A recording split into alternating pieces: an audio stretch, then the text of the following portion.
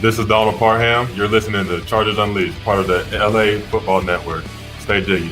And this is Chris from the second, Chargers outside linebacker, and make sure you check out Chargers Unleashed. Shout out to Chargers Unleashed, Sebastian Joseph, they know the vibes, we outside. You checking in with Mike Williams from the LA Chargers, and you're tuning in to Chargers Unleashed. You're listening to the Chargers Unleashed podcast with your host, Dan Wolkenstein and Jake Hefner.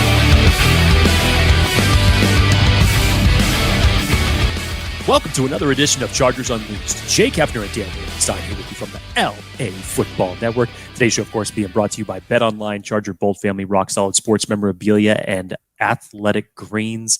If this is your first time tuning into the show, make sure to hit that like and subscribe button on YouTube. You can also follow us on Facebook, Twitter, Instagram, Spotify, and Apple Podcasts. Dan Wolkenstein, we are in the thick of playoff talks.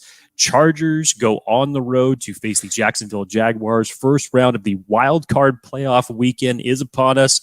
We did a live show last night. First time in a long time. Nice to have that type of fan interaction that we had on the show. Girthy fan interaction we got. Girthy fan interaction. That was fantastic. But as we teased at the end of the show last night, and the key phrase to watch out for, I swear, Dan, we need to get like some type of symbol that pops up on here with like alarms and whatnot. When like the bat signal. Or like when Lois from Family Guy has that one little thing, like, oh, he said it. You know, it's like when Dan Wolkenstein is working the phones, you know that there is something going on behind the scenes. So you're too kind. As he teased on the Chargers Unleashed Twitter handle that there would be a special guest today, which Dan will announce here momentarily, there will be a special guest tomorrow. So a lot of action that is going on for this week's playoffs. But before we get into that, obviously, Dan Wolkenstein, how are you, sir? I am fantastic. We are in playoff football discussion mode, and I cannot be more excited because the Chargers are in the playoffs, Jake. It never goes unnoticed for me. I am grateful, and that is because I have Athletic Greens and AG1 flowing through my body right now. And I'm curious if beat reporters have ever tried Athletic Greens, because they're going to be doing all kinds of work, all kinds of flights, all kinds of stuff they got going on. And Jeff Miller from the LA Times is going to be joining us to talk about the Jacksonville matchup, talk about this Chargers team, talk about the differences from this year to last year, the coaching staff, and how secure they actually are. Is someone on the hot seat? Maybe. Lots of that and more, as well as his perspective and keys to the game this Saturday, as well as podium talks. But Jake, I would imagine for how many miles Jeff Miller has on his credit card for LA Times, he's got to have something good for his immune system. And I can't think of a better way for him to get pumped, for him to get energy, to stay positive, to stay energized, than to go with Athletic Greens AG1. All the vitamins and minerals. Take it from me, take it from you, take it from anyone else who takes it. The stuff's incredible. That shout out to our sponsor, Athletic Greens. Jake, let's talk about him. You said you were curious on if any of the beat reporters take Athletic Greens. I'm curious as to how much Athletic Greens you've taken today. Way too much. Yeah, you're already through the roof right now. I think you need to maybe just pull it back just a little bit. I'm gonna water it down while you do your ad read. Yeah, maybe just take a timeout or something like that. Have Kristen take the bottle away from you.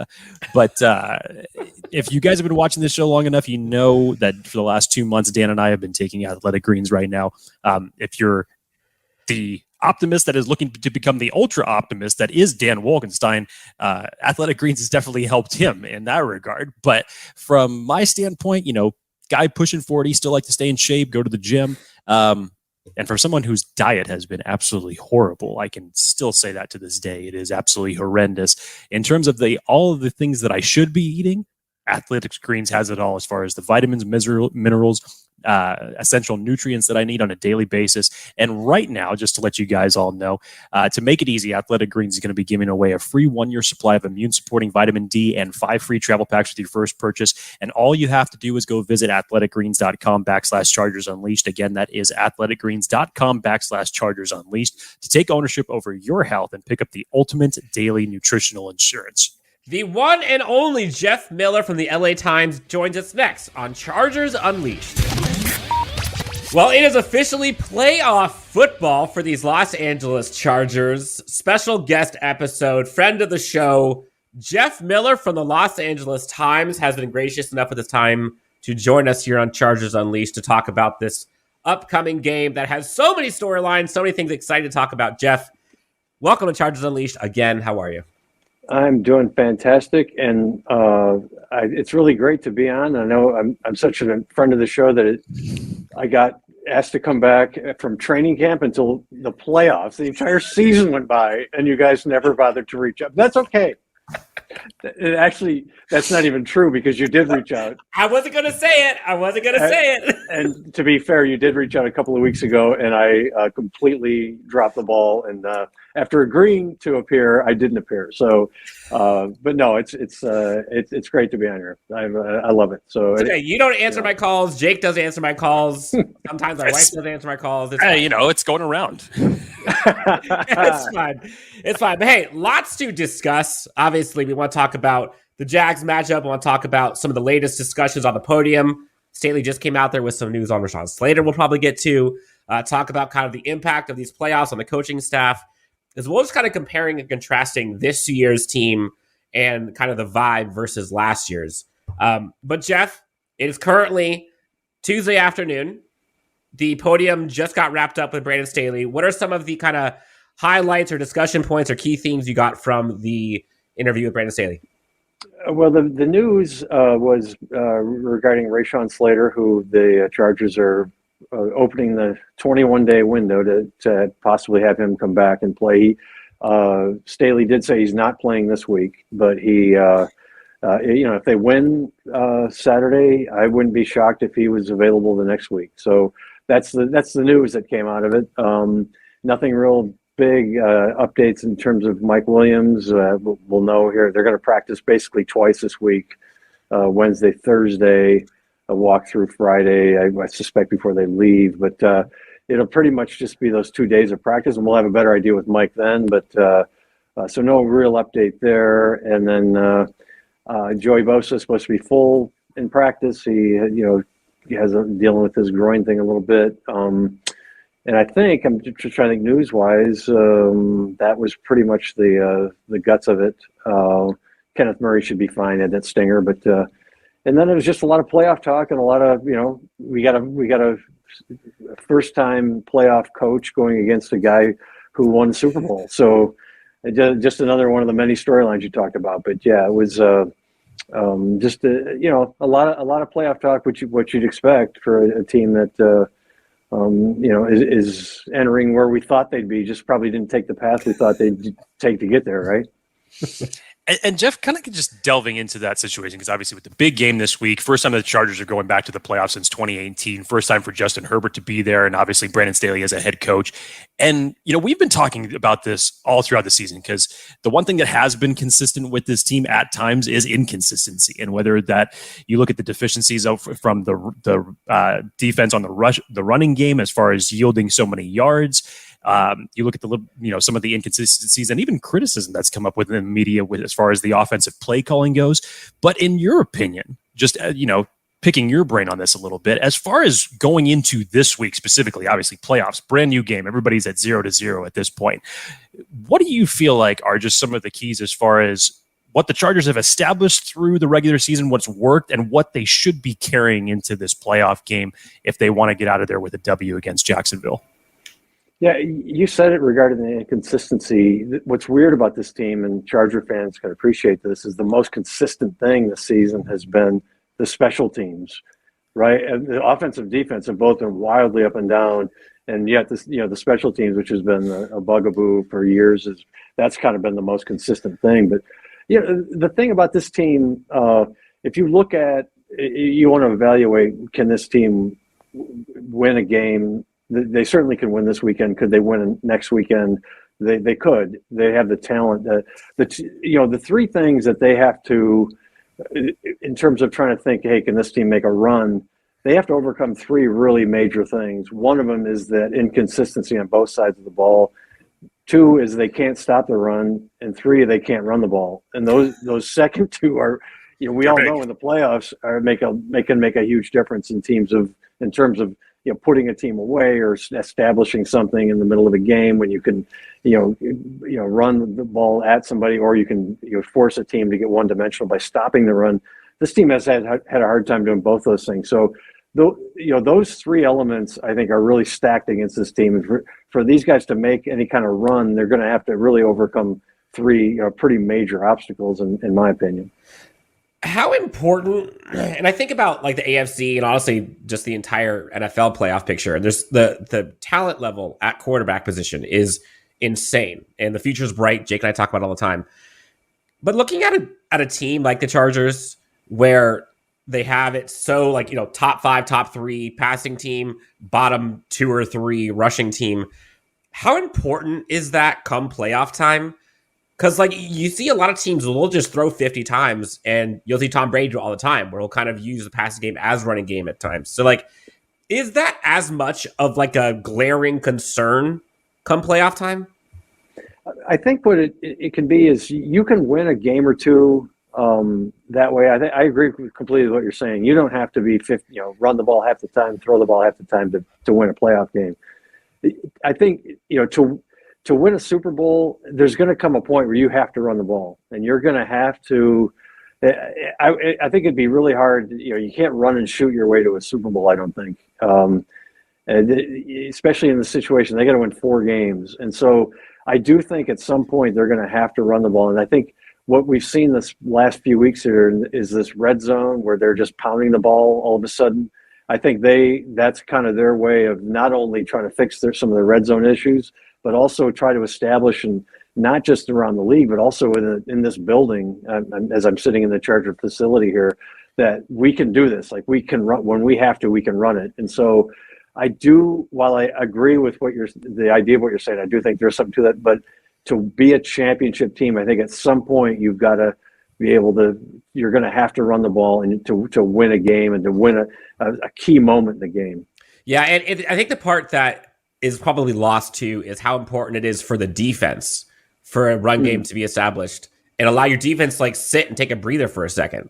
And so you see quick drives end real quick because of whether it's, Ekeler fumble or a DeAndre Carter fumble, and right back, defense is back on the field. And if you can establish that run, give 2, 3, 4 more minutes to a drive, your defense is in business. Oh, totally. Yeah, you're 100% right. Yep. And Jeff, you were talking about just as far as the makeup, if you want to make a Super Bowl run, just in terms of this team's makeup. Obviously, Justin Herbert, second year in Brandon Staley's system. You're now going to the playoffs, a first for a lot of these guys that are now on this team. And they've come a long way since 2021 and how that season ended. And given what you've witnessed over the last 2 years, just in terms of the team dynamic, the team makeup, obviously this year they had a lot of adversity, a lot of obstacles to overcome in terms of health and inconsistencies. But just as a whole, how would you gauge Staley's year 2 with Herbert at the helm, as opposed to where this team might have been from a mindset standpoint last year?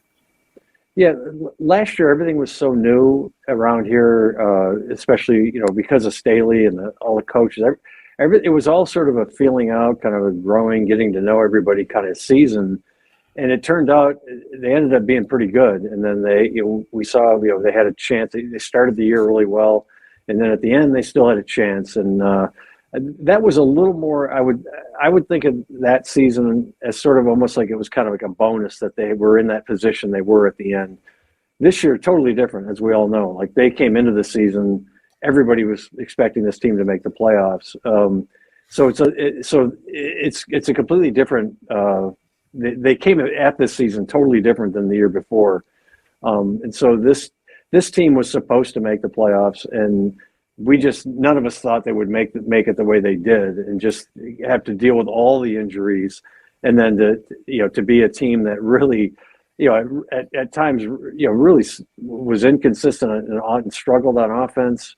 And then, really has had some really bad moments on defense, some bad games, had a couple of really bad losses at home. And so some of this crazy stuff that happened, they struggled into this position, right? We all thought they would be this sort of dynamic team that could really explode and get into and kind of come into the playoffs roaring. And it turned out to be this totally different thing where they kind of limped their way through and then made a little sprint at the end.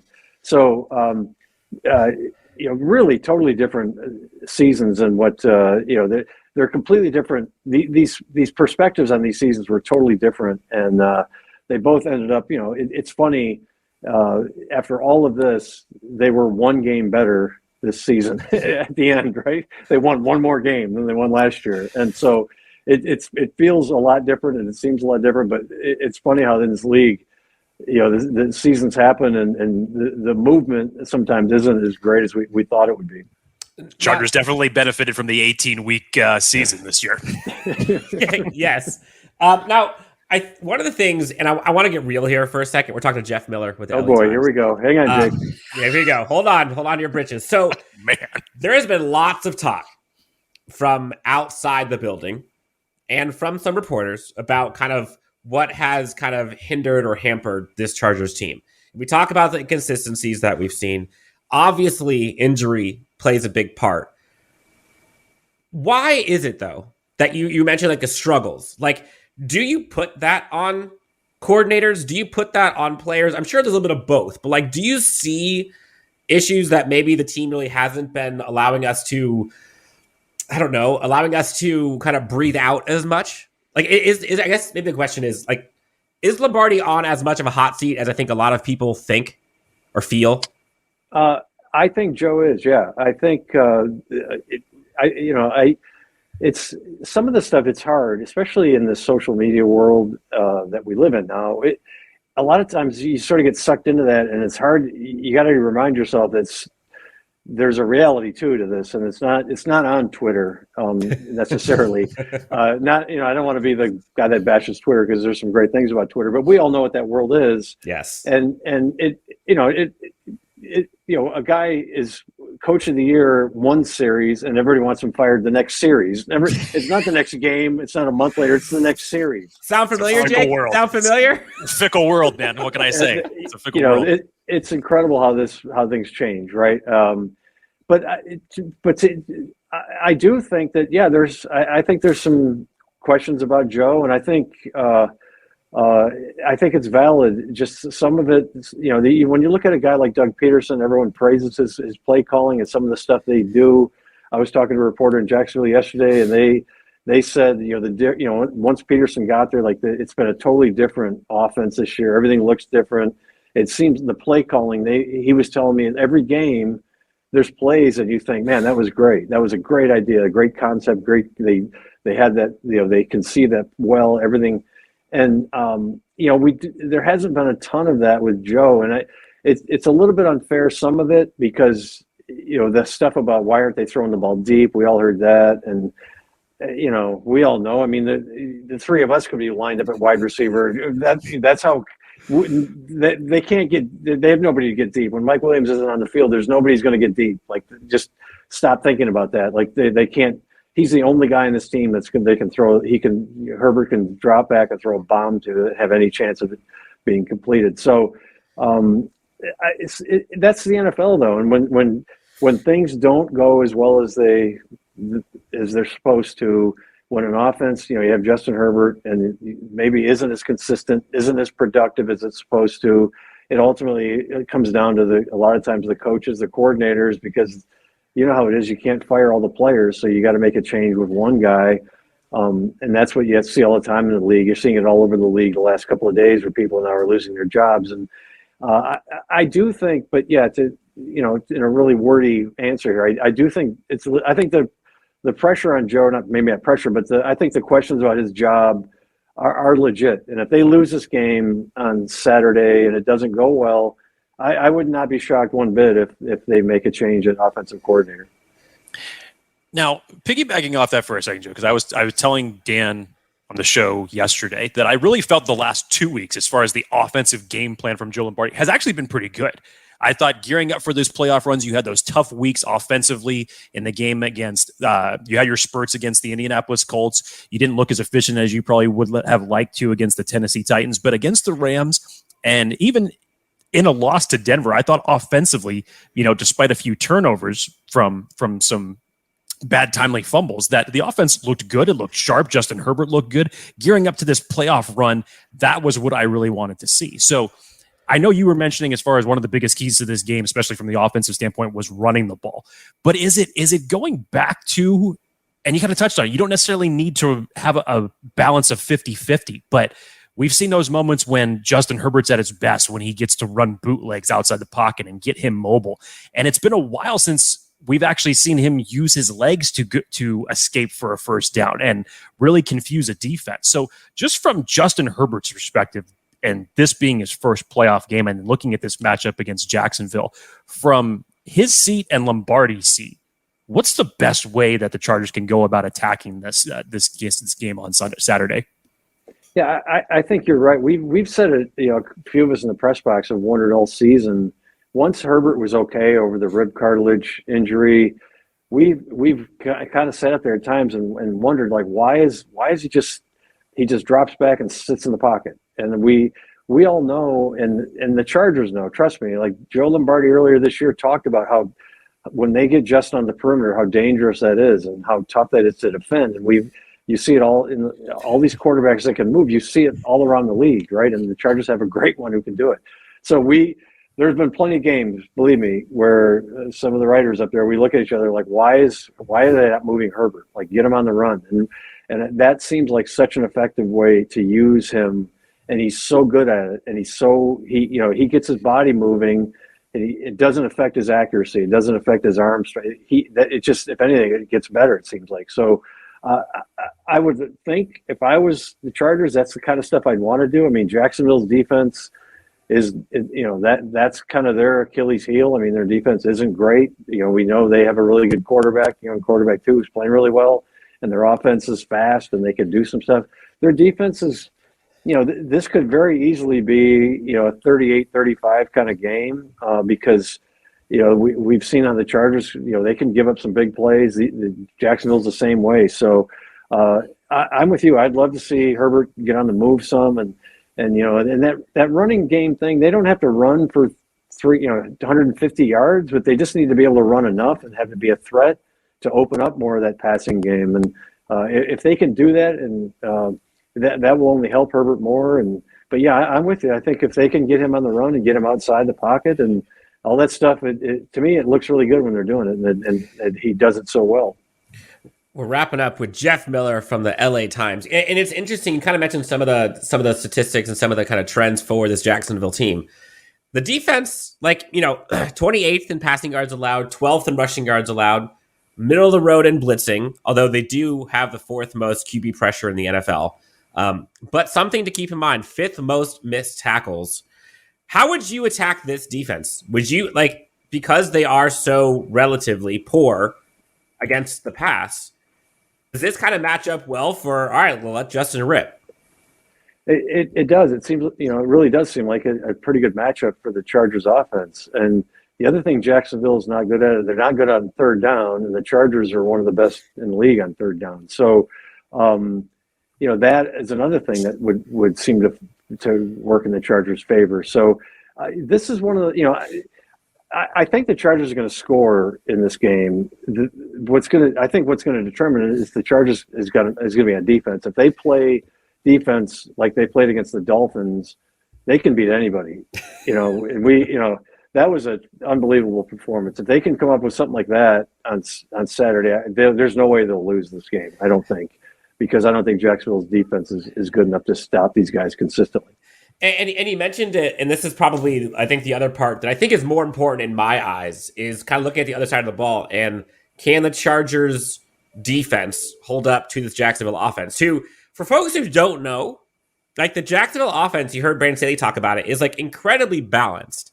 And then you look at the statistics around it, and they're top 10 in most passing and rushing statistics. They're 10th in passing, 14th in rushing, 9th in third down percentage conversion on offense, 7th most net yards per drive, 10th in yards per attempt rushing, and then 3rd fewest interceptions with just 9 all season. So it's hard to predict where they're going to come at you from because they have so many different ways to win, and they're good at kind of all of them. How, if you're the Chargers defense and Ronaldo Hill and Brandon Staley, what are you trying to do? Who are you trying to eliminate? What's your kind of key? I think I would probably focus mostly on the passing game because we've seen it. These guys they struggle to stop the run, and I don't think that's going to change all of a sudden. They're going to give up yards on the ground, and what they want to do, what they try to do, is limit those big plays. And last week was a complete disaster. That was the opposite that was basically the nightmare game for Brandon Staley. Was they gave up so many explosive plays, it was absurd. So I think what they want to do is they want to. The lights just went out. Oh my God! Your time's up. They're kicking you out. He's back. I said nightmare, and then all of a sudden, And on the 20th minute, they said, "Let there be lights." Wow. So, they, in a perfect world, the Chargers will do what they do, which will be limit these big plays, which is going to be tough against, Jacksonville's sort of Miami-ish in their speed and kind of some of the stuff they do. So I wouldn't be shocked if the Chargers try to do some of the stuff they did against the Dolphins, press coverage, get up there, really try to make it difficult. The other thing that the Jaguars do is they Trevor Lawrence doesn't hold on to the ball very long. They get rid of the ball real quick. So that's why one way they try to avoid pressure. But I think if they can maybe use some of those things they did against the Dolphins and try that again against Jacksonville, that seems like to me that could have some success. But it's going to be mostly limiting those big plays, trying to limit Lawrence, because I think ATN is going to do some stuff and they're going to get some runs off. It's just the way the Chargers are playing this year. It's just kind of the way the defense is built a little bit. Is they are going to give up some yards on the ground. What they want to try to avoid is what the Broncos did last week, which is these big plays over the top. And with Bryce Callahan back playing this week, you'd hope would eliminate some of that. We saw some problems come up last week in that regard with him not being out there. So. But I think if you're the Chargers, you want to try to limit Lawrence as much as you can, limit those big plays. And I guess the last question I got to ask you, Jeff. So many J's. I can just step out if you guys want to talk. No, is as a reporter covering this team, how has this season been kind of for you? Have you noticed a shift, whether it's in the fan base, whether it's in kind of the culture, whether it's in just like the mojo of this season and this team and the organization? Like, it's got to also be kind of refreshing for you, like covering a playoffs team. Like, what's it been like for you? What have you noticed? Yeah, what's interesting about it is it was, coming into the season, what we ended up seeing was so different than what we all thought it was going to be. And so, I kind of envisioned we'd be covering this team that was in these, big, gigantic, heavyweight, fight type games every week. And kind of like, there'd be a lot of these epic battles of a lot of offense. And it turned out to be just, kind of like this, pushing the wagon up the hill, grunt game. Everything was a struggle. And so it's been interesting. In that regard, now someone's coming in the room. Like, what? This is the respect I get around here, right? I've been on this beat longer than anybody. Turn off the lights. Kicking my ass. Do you mind? Wow. Invading the privacy during an interview. I don't even know what to tell you guys. I just bring on the Jaguars. We're on to Jacksonville. You know what? I was going to wrap the show, Jeff, but I can't think of any better way than you just did it. I mean, that's it. Bring on the Jaguars. That's fine. Jeff, thank you so much for coming on. This has been fantastic. Always appreciate you coming on the show. Again, as Dan said, you may still not believe it, but you are a friend of the show, and we promise you we will be having you on a lot more. But thank you so much for joining us today. Obviously, everything's geared up for Jacksonville. Hopefully, we'll be talking after this week with more continued playoff talk for the Chargers. But again, thank you so much for joining us. We appreciate it very much. Oh, thank you guys. Love it. Thank you, Jeff. We'll talk to you soon, all right? All right, guys. Take care. All right, well, Jake, that was Jeff Miller from the LA Times. Before we get out of here, we do got to talk about our friends over at Bet Online. The line at the Chargers game currently is what? I think it's 2.5 last I saw, or 1.5? Yesterday it was sitting at 1.5. I don't know if it's flexed. I mean, it's 2.11 on Tuesday. If you were a betting man, we're not pushing betting on anybody. Bet responsibly. But if you were a betting man, Jake, would you take the over/under? Well, the over/under was what, 47? I think. Over/under 1.5. Would you take the bet? As far as the point differential, Chargers favored by that much. this could be one of those games where it could come down to a field goal. So I say it'll be close, but yeah, I would take the Chargers and the points. Is that a? No, we're not there yet, Dan. Okay. Cool your all right. Jets Talk about Bet Online. Let's talk about them. Okay, so we want to remind everybody that you'll always find the latest odds and team matchup info, player news, and game trends over at Bet Online. And as your continued source for all sports wagering information, Bet Online features live betting, free contests, and giveaways all season long. Always the fastest and easiest way to bet on all of your favorite sports and events, whether that's NFL, NBA, NHL, MMA, tennis, boxing, or even golf. Head on over to betonline.ag to join and receive your 50% welcome bonus with your first deposit. And make sure to use that promo code BELIEVE, that's BLEAV, to receive your rewards. Bet Online, where the game starts. All right, we've done the ad reads. We talked to Jeff Miller. We've talked Chargers football. Now it's time to go eat some lunch or dinner, and we are good to go for the evening. But we'll be back tomorrow for another special guest episode. Talk to you then.